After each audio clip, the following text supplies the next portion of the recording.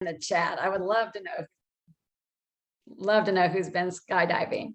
My name is Dee Corchin. I am glad you guys are here. It is Monday night. It is July 12th, and it is our Monday night team time. So welcome every single one of you. We have a lot of people on this call, all different experience levels. Many of us have been coaching for years. Some of us just getting started. And I know a few people are just checking us out for the first time. So really, really glad that you are here and part of our community. And we come together every Monday night for learning together, for growing together, and for this community time. And so before I turn it over, our topic is on the topic of fear. I think something that us as entrepreneurs probably all experience on some level. And just a couple quick reminders. We started our resolution reboot challenge today, and I just looked and we have 228 participants in this challenge. So we have a huge amount of people. And what I ask of you guys, if you would help out, is every day in the post, we ask them in the client group to interact. We ask our clients to comment. And what is really awesome is if we as coaches go in and comment in reply to their comments, and if every one of us would just pick one or two to reply to, even if it's not your own clients, just anybody, it just keeps the interaction and engagement, and people feel appreciated and they'll want to continue to contribute more. So we know that engagement is so important. We are coming up on convention, end of this month. So excited. If you are registered, just a couple quick announcements. If you're going to order the t-shirt, you have to have that in by Wednesday. Your food voucher for the block party is by Sunday. And the party, the Friday night team time party, those RSVPs would need to come in as well. So excited about that. Those invites are out. And our Monday night call lineup. Right after this, we have our new Monday night client call, then the Monday night coach call, and then Dan Bell. And all of those links are in the announcement section of Coaches Up for Change. And just really encourage you, somebody to ask the question, really up to us to let our clients know about this shift because they're not getting formal announcements from Optavia on it since it's a field call. So I am going to stop talking. I'm real excited that one of our leaders, Lisa Bloom, is going to lead our call tonight on the topic of fear. And so, Lisa, I'm going to go ahead and turn it right over to you. Thanks, Dee. Hey, everybody. Gosh, that video, I'm still afraid.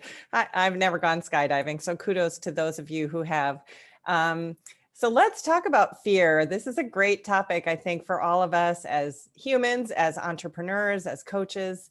One of my favorite sayings about fear is that it is false evidence appearing real.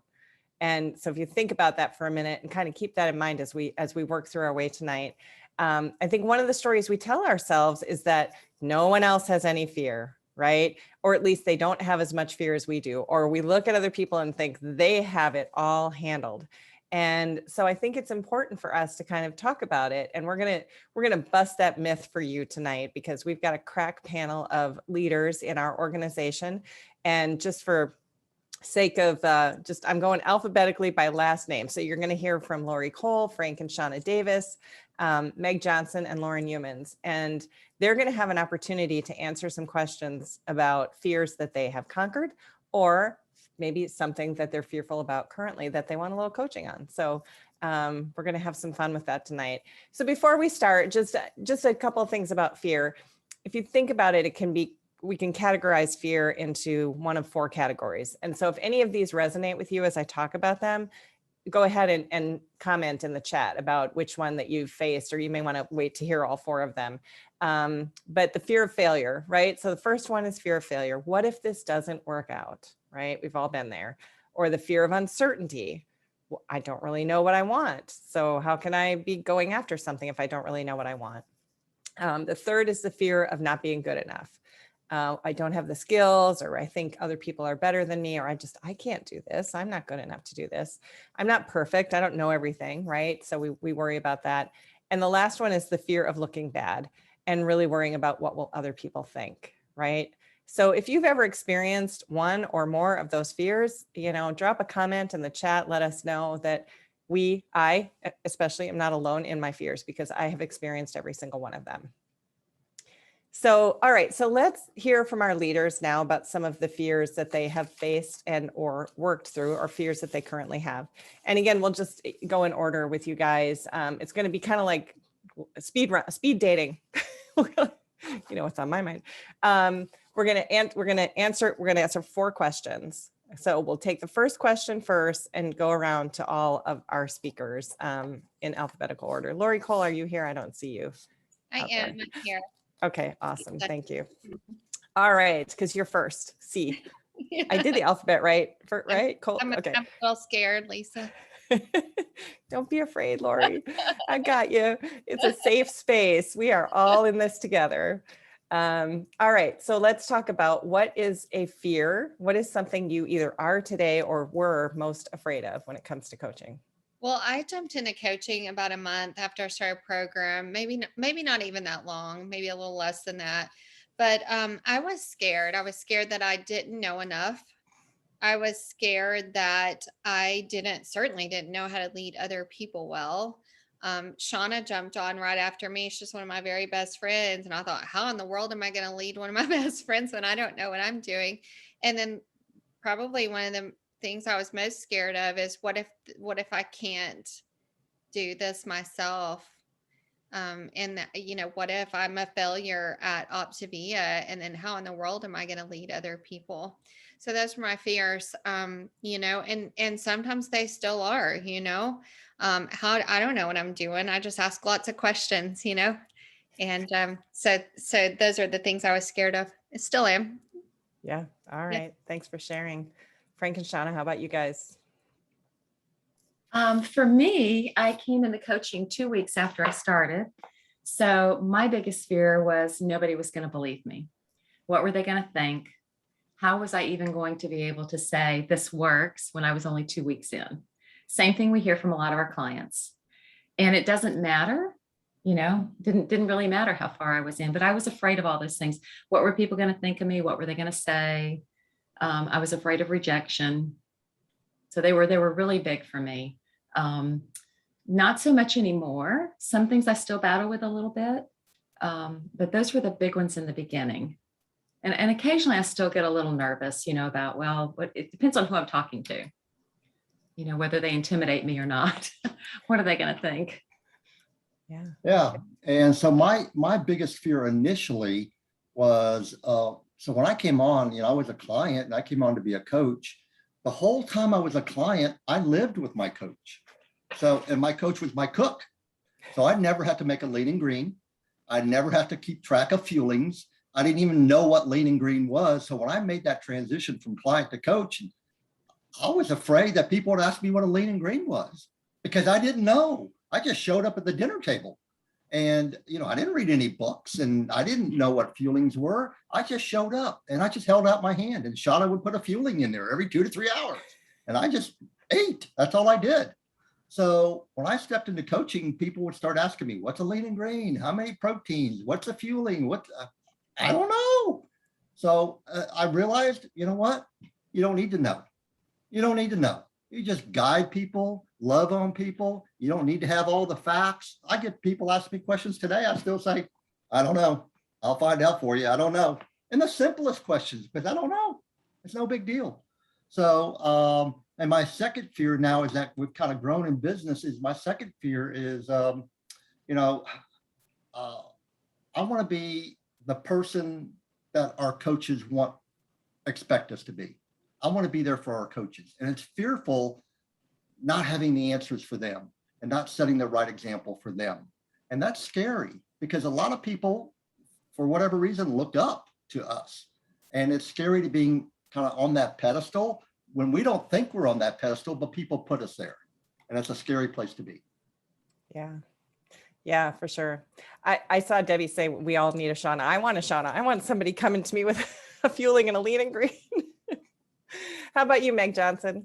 Yeah, I think for me, I had a fear that for my clients, their success would depend on me and vice versa. Their failure would be my failure, right? And so that was a really loud voice when I was a new coach. And then it just got multiplied when I had coaches, right? Because then I was like, well, their success is going to depend on me or their failure is going to be because of me. And that was crippling. And what I'm still learning, because that voice is still shows up in my world. I had to name it, give it a name so I could hear it. But if I am responsible for somebody's success, that means like I'm the hero, and I don't want to be the hero. I want them to be the hero in their own story. So that was a big thing I am still learning to work through. Yeah, awesome. All right, Lauren. Yeah, I think for me, my biggest fear stepping into coaching was would I have time? Because I was working full time as a nurse practitioner. I had a 1-year-old. I just had a lot in my life. And it's funny because I feel like, to be honest, I feel like even now I can have that fear sometimes with growth of like, what is this going to take from me? Like, how much more time is this going to take? Like, I think I've always really strived to have a work-life balance. And it's funny because I don't know, maybe not all of you know my story, but I was able to replace my full-time income with coaching and step away from coaching about 2 years ago.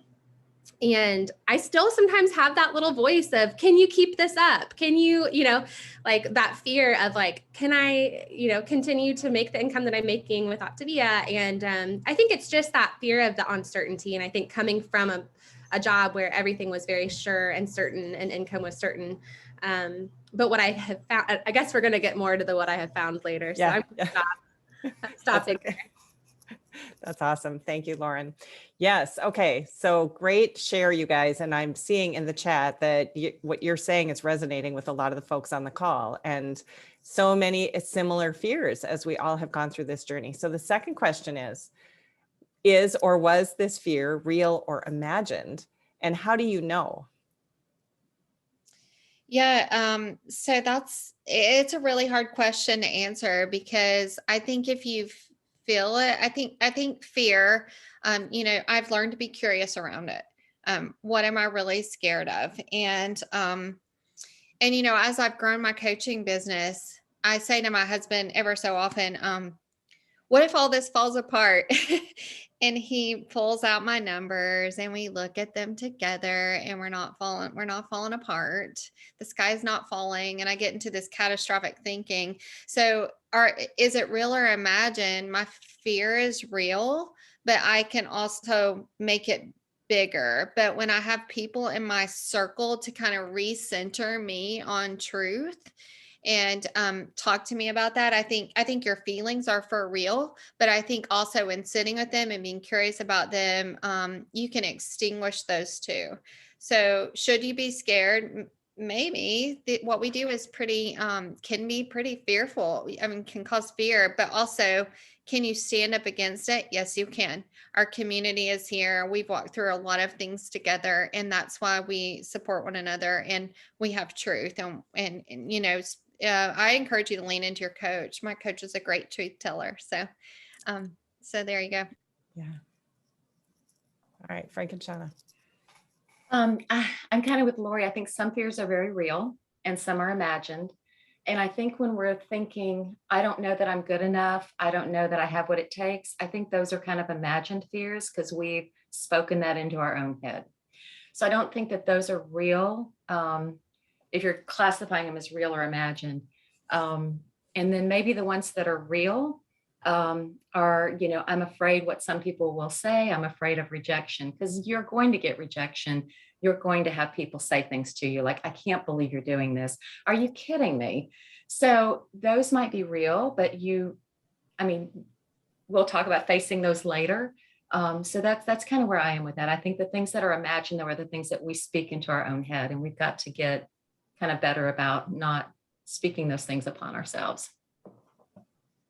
Yeah. So, going back to my two fears, were they real or imagined? Certainly, when you're going through that in the beginning, I think you think they're real. I thought they were real, but I think both of them were imagined because, I got some tough questions, what's a lean and green? What's this? What's that? But it was no big deal. So really, they were just imagined. They weren't really real. People didn't care. People were more concerned about them. And so I really had to shift my focus when I was starting to talk to people. 99.9% of my conversations about them. And that just alleviated all those fears. And then the second fear is, the team. I don't really think the team cares that I'm perfect. And I think after they know me about 5 minutes, they figure out I'm not, right? They figure out I'm not perfect at all. And here's what I hope, that there are no fears and people realize, you know, if this guy here, this old guy here that can't talk right, that can't do things right, that doesn't know the program, if he can do it, so can I. So that's what I hope to give the team. I just hope to give you guys hope. Yeah, awesome. Meg? Yeah, so I said probably the fear that I'm still working on right now is the fear of not meeting somebody else's expectation. Even tonight, y'all, I'm like, well, I hope I'm not like the one saying something that's crazy or whatever, right? So like that's real. But one of the things my coach has been working with me on is if you're going to tell yourself a story, might as well tell yourself a good one. So I'm working to I recognize that energy, but I'm not going to waste my time trying not to waste my time thinking about that. I'm going to tell myself a better story. So to me, that feels like a real fear, but it is imagined. And as far as my fear on having it, you know, making my clients succeed or my coaches succeed, or if they fail, it's because of me, all that garbage is really what it is. To me, that is imagined, right? Like if you look at some of these incredible Olympians that are on our TVs right now, right? Like when they win a gold medal, like the gymnast, people aren't like, man, their coach is good, or man, you know, it's all about the Olympian, right? It's the athlete that like did what it takes and worked on their mindset and woke up at 5 o'clock or 3 o'clock in the morning, right? So I think coaches, yes, like what we do is important. We're going to add value to our clients' lives and our coaches' lives, absolutely. But we aren't the reason they're successful ever. It's because they tapped into their inner greatness and did the work and showed up. So anyways, I would say it's absolutely imagined. All right, Lauren. Yeah. So I would say definitely the fear feels real in the moment. But I think what I have found from, you know, building a big business while working full time and then being able to step away from a business is how much freedom that it has brought. And actually what's interesting is like, even in growth, I've had a lot of growth in my business this last year, and I'm finding I'm actually not working more. I'm just shifting my energy and doing things differently and spending time in different ways. And so it's been really cool to see a lot of the fears, and I still have them. I'm still like, oh, what is it going to take if I bring on another coach? Am I going to be able to handle this? Or, you know, I have both my kids today. How am I going to fit in this? Or, you know, whatever. Like I still have those fears, but I think it's cool to see how things just work out, you know, and I think, so yeah, I think, you know, it's not that it's not hard, and it's not that there's days that aren't, I'm not sure how everything's going to work out, but I think what I have learned is just taking it one person at a time and doing one thing at a time makes a big difference with my time management. Yeah, awesome. Thank you guys. All right, so the next question, I'm actually going to combine the last two questions and let you talk a little bit longer about them, and I'm gonna flip them. I know you all saw my questions, but it makes more sense to ask you the last one first. So here's what happens, right? And we've all experienced this. When we are afraid, we get kind of paralyzed. And I know I hesitate to take action. So if I tell that story in my head and I keep the story going, and pretty soon I haven't taken action, and then I feel bad about not taking action, and then that makes me not take action. So we all face that, right? And we know that this business rewards action. So the two questions for you guys now are, how do you create action when you are scared? That's the first one. And then the next one is, what do you know about the downside to not taking action? Like, what would it be like if things didn't change? So there's that in there, right? You're having this dialogue with yourself saying, well, I want to take action. And if I don't take action, here's what's going to happen. If I do take action, here's what's going to happen. What's the downside? So how do you create action when you're scared? And what's the downside to not taking action? I think for me, I can get overwhelmed, and when I get overwhelmed, I tend to be stunned. And when I'm stunned or scared, I have a hard time figuring out what the next best step is. And that's the question I ask myself. What is my next best step? And then what I do is I create baby steps for myself, you know, just like you would with a client. Well, I can't do program. Okay, what can you do? Julie taught a great lesson on that. What can you do? Can you just eat 5 feelings a day? What baby steps can we create? And that's what I have to do. So I meet with my coach regularly, and we come up with baby steps for how I can create action out of being overwhelmed. And, you know, the downside of not taking action to me is I want to serve the people that are in my circle, and to serve them, just being a listening ear, or just helping them with their health journey. If I have to serve them, that's part of my mission. So believing in what we do, which is so important to my heart, I can't imagine not sharing that with someone. And that's the downside to me. Like I have to share what I'm doing to the people that I'm supposed to serve. Yeah, cool. Frank and Shauna. Yeah, so when I get nervous, upset, scared, fearful, I shut down, completely shut down. And there's no value in that. That doesn't help anything at all. So, and the irony is when we're afraid, people will treat us less of value. They'll treat us like they'll treat us like what we're giving them. And, when we approach a situation with full confidence, we get treated differently. People look at us with a little different respect. So that's what I have to do when I get afraid. I've got to tell myself, okay, I am worthy of sitting here on this conversation with this person. I have no high school education, y'all. So for me, that was a big thing coming into this. How am I ever going to talk to someone, like a Lori Cole, who's a school teacher, or a Janet Zarzar, who's a nurse, or Diana Wadley. I mean, these women have these big degrees, and these people have these big degrees, and how am I going to do that? So I had to tell myself a different story. And I read something today that said people will think what you tell them to think. They will think what you tell them to think. So if you come across that you are the professional, you know what you're talking about, you're a great coach, they're going to believe that. And that's what they're going to see in you. So the flip side of sitting there on the couch watching TV when I completely shut down is nothing happens. I don't cross any lines. I don't step out on faith. I don't do anything to improve myself. So that's the downside to not taking action. So the downside and the upside. So I think, Dee, this was the perfect video tonight with the skydiver. Okay. So think about that for a minute. Everybody on this call is probably either a high achiever or they want more out of life. And if you told yourself and told all your friends you were going to go skydiving today, and yeah, you're laying in bed thinking about it, you're scared. But if you don't show up, it's not going to hurt their feelings. They're not going to feel bad. Who's going to feel bad? You're going to feel bad. So the downside for me was, if I don't do what I told myself I'm going to do, nobody's going to feel bad except me. And as a high achiever and somebody that wants more out of life, that affects my self-esteem and my confidence and who I am. So how do you get over that? Just like Lori Cole said, small victories. Do what you can, small little victories. And when he put that parachute on, that was a victory. When he got in the plane, that was another victory. When he stood in the doorway, that was a victory. And when he jumped, hallelujah, he did it. And when he went home that night, he did not feel bad about himself.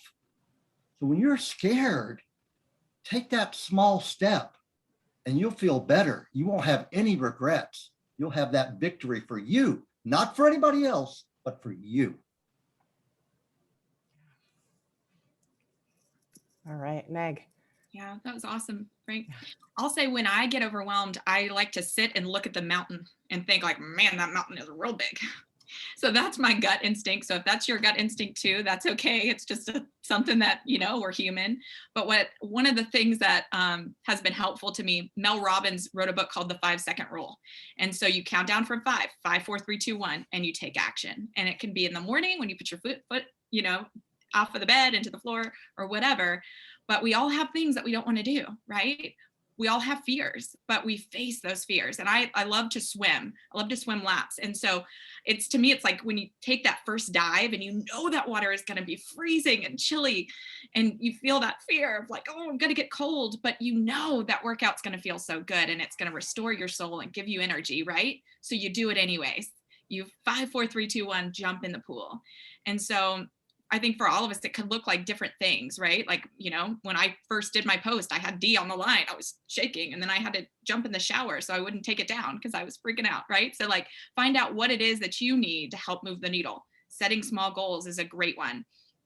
I think for me, because I almost didn't become a coach, like a lot of times, and almost didn't post. And so the downside in my mind of not taking action, of sitting in fear, number one, is that the fear wins. I don't want the fear to win.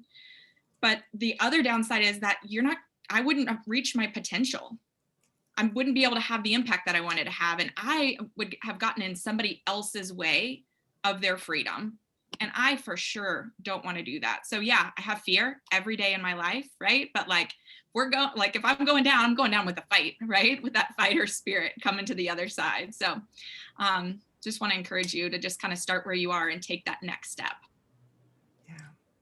And I'm going to share real quickly, because so we can wrap this up, but 2 things that really come to mind that I always tell myself and that I tell my coaches is that, you know what, someone else's freedom is on the other side of my fear. And that helps me when I'm making a phone call that I'm scared to make, when I'm posting something that feels vulnerable or scary, or when I'm afraid that something's going to take more time away, or whatever it is, just thinking, whose freedom is this going to bring?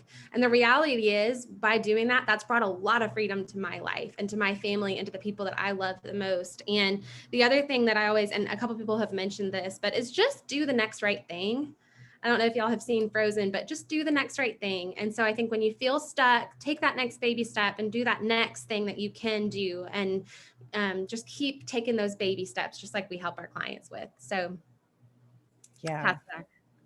Thank you, Lauren. Oh my gosh. Thank you guys, all of you. I don't know if any of you got to see the chat, but everybody found this helpful. And I just cannot thank you all enough for being so open and vulnerable and sharing your stories so well and inspiring us all to step out of our fear, to step into action, and to find that freedom, our freedom, and the freedom of all the people that we're going to help on the other side of it. So thank you all. All right, so let's hop over to the next call. Good night, everybody. Right. Thank you, Lisa. Bye. Thanks everybody who shared. That was awesome.